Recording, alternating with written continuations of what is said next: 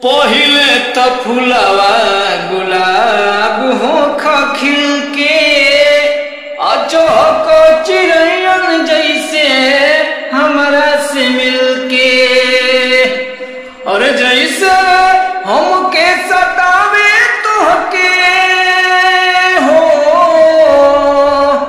जैसे हमके सतावे तोहके सतावेला किनाए जा तहरो के याद हमारे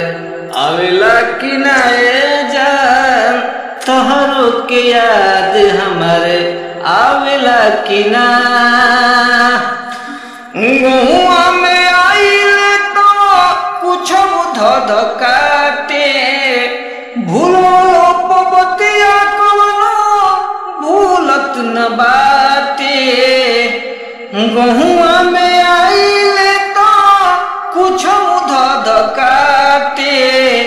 भूलो पबतिया कवनो भूलत न बाटे कि जैसे हमके सतावे तोहके सतावेला किनाए जान तहरो के याद हमर आवेला किनाए जान याद आवेला